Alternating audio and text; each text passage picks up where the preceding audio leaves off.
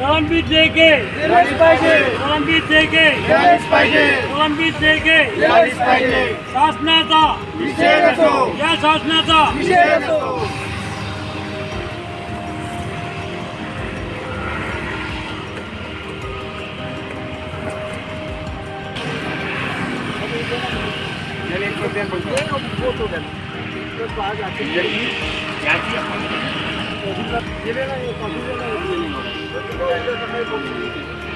उससे तो ला लेना आणि दाद लिख के दिया ना त्याने घेतली नाही ना तर घेऊन देतो रोज बांधतो तुम्हाला दिली आपल्या बाहेर रखली झेरॉक्स निकालना पड़ेगा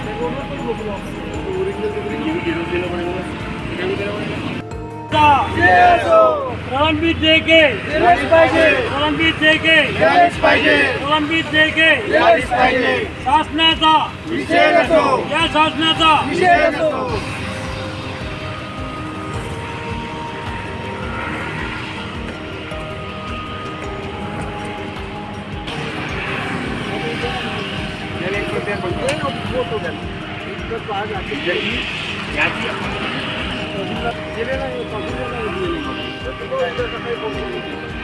उससे तो ला लेना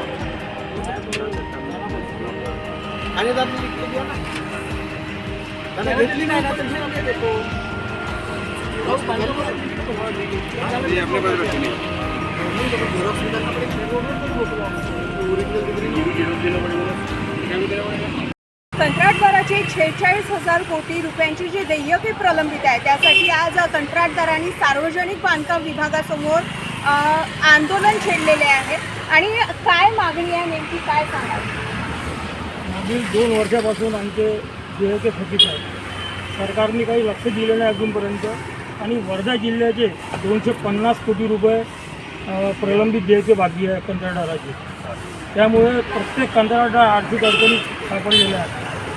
त्यामुळे आम्ही हा धरणे कार्यक्रम पूर्ण महाराष्ट्रात चालू आहे आणि वर्धा जिल्ह्यात धरणे कार्यक्रम करतो.